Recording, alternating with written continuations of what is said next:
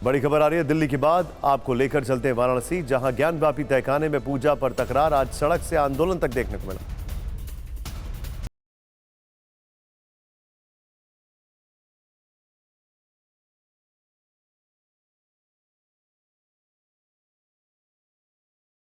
आज संसद में मुस्लिम कार्ड खेला। ब्रेकिंग न्यूज यह है कि लोकसभा में असदुद्दीन ओवैसी ने बड़ा बयान दिया। कहा कि देश के मुसलमान मोदी पर भरोसा नहीं करते। कहा कि भारत के पीएम मुसलमानों से पहचान छीनना चाहते हैं। यह भी कहा कि क्या आप हर मस्जिद को हमसे छीन लेंगे। यह भी कहा कि देश के संविधान पर उन्हें पूरा भरोसा है, लेकिन कानून नहीं चल रहा है।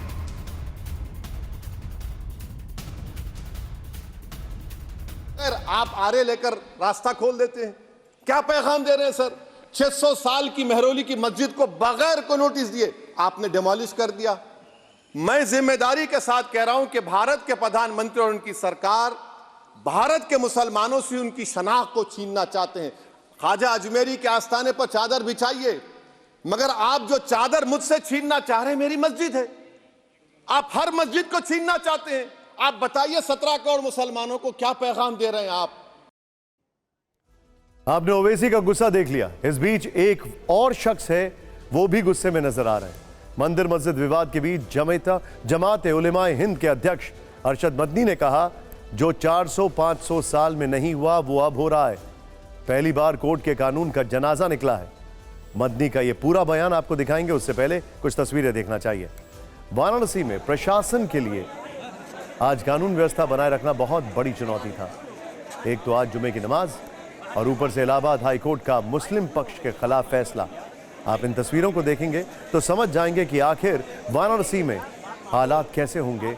जिस ज्ञानव्यापी को लेकर हिंदू पक्ष दावा कर रहा है कि यह भगवान शिव का मंदिर है, उसी ज्ञानव्यापी के बाहर हजारों मुस्लिम जुमे की नमाज के लिए पहुंच गए। वाराणसी के चप्पे चप्पे पर भारी पुलिस बल तैनात था। लगातार अनाउंसमेंट हो रहा था, लेकिन अच्छी बात यह है कि दोनों पक्षों ने सब्र से काम लिया। वहीं इलाहाबाद हाईकोर्ट ने आज ज्ञानव्यापी के व्यास तहखाने में पूजा पाठ पर रोक लगाने से इनकार कर दिया। मुस्लिम पक्ष की याचिका पर सुनवाई करते हुए कोर्ट ने एडवोकेट जनरल को लॉ एंड ऑर्डर बरकरार रखने का निर्देश दिया। इस मामले पर अगली सुनवाई 6 फरवरी को होगी। इलाहाबाद हाईकोर्ट ने यूपी सरकार को विवादित परिसर संरक्षित करने का आदेश दिया है। साथ ही कोर्ट ने यह भी कहा है कि संरक्षित स्थल को कोई नुकसान या निर्माण नहीं होना चाहिए। यानी हाईकोर्ट के फैसले के बाद यह साफ हो गया कि व्यास तहखाने में पूजा पाठ जारी रहेगा, जबकि एक दिन पहले सुप्रीम कोर्ट ने मुस्लिम पक्ष की पूजा पाठ रोकने की से जुड़ी याचिका पर तत्काल सुनवाई से इनकार कर दिया था।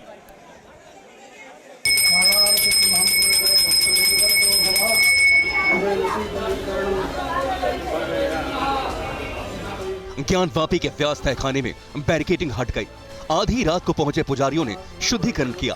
रात करीब 2 बजे पहली पूजा हुई, फिर सुबह मंगला आरती हुई और व्यास तहखाने में पूजा आगे भी जारी रहेगी, क्योंकि ज्ञानव्यापी के व्यास तहखाने में पूजा पाठ पर रोक लगाने से इलाहाबाद हाईकोर्ट ने इनकार कर दिया है। प्रयागराज में आए इस फैसले का असर दिल्ली में देखने को मिला। दिल्ली में ज्ञानव्यापी पर all India Muslim personal law board ने प्रेस कॉन्फ्रेंस की। इसके अध्यक्ष खालिद सैफुल्लाह रहमानी ने कहा, इस फैसले से 20 करोड़ मुसलमानों को सदमा पहुंचा है। जो ज्ञानव्यापी महल्ले में वाक़ है, उस वाक़े ने इस मुल्क के न सिर्फ 20 करोड़ मुसलमानों को, बल्कि मुल्क के संविधान पर यकीन रखने वाले, भरोसा रखने वाले और मुल्क के सेकुलरिज्म को मानने वाले इंसाफ पसंद तमाम शहरियों को बहुत ही सदमा पहुंचाया है। ज्ञानव्यापी के जिस तहखाने में पूजा को लेकर विवाद हो रहा है, उसे भी समझ लीजिए। नंदी के सामने ही व्यास जी का तहखाना है। 1993 तक तहखाने में पूजा की इजाजत थी। नवंबर 1993 में हिंदू पक्ष को पूजा से रोका गया। तत्कालीन यूपी सरकार के आदेश के बाद पूजा पर रोक लगाई गई। 31 साल से हिंदू पक्ष की पूजा पर रोक थी। 25 सितंबर 2023 को पूजा के लिए याचिका दायर हुई। एएसआई के सर्वे में तहखाने में मंदिर के सबूत मिले और कोर्ट के आदेश के बाद हिंदू पक्ष को पूजा का अधिकार मिल गया, लेकिन मुस्लिम पक्ष ने कोर्ट के फैसले पर ही सवाल उठा दिए हैं। इस वक्त जिस तेजी के साथ ये मसाइल उठे हैं, उनसे ये महसूस होता है कि कानून को सामने रखकर फैसला करने की जिम्मेदारी जिन कोर्टों के ऊपर है, वहाँ ऐसी लचक और ढील पैदा हुई है कि जो लोग इबादतगाहों पर कब्जा करने का प्रोग्राम चाहते थे, उनको सहूलत और आसानी मिल रही है। अब मामले की अगली सुनवाई 6 फरवरी को होगी। तब तक ज्ञानवापी के व्यास तहखाने में पूजा जारी रहेगी। अब बात एक बार फिर कानून व्यवस्था की करते हैं। आज ज्ञानवापी में पूजा भी हुई और नमाज भी अदा की गई। ऐसे में पुलिस के सामने क्या चुनौतियां थी, रिपोर्ट। कोई बात नहीं है, मस्जिद में जगह फुल हो गई है, आप लोग मेहरबानी करके बीबी रजिया में जाके नमाज पढ़िए। जगह नहीं है, कोई बात नहीं है, आप लोग जाइए नमाज पढ़िए यहाँ पे जाके बीबी रजिया में। सारे लोग यहाँ से जाइए, यहाँ मत खड़े रहिए गली में, सब लोग आगे बढ़ते रहिए।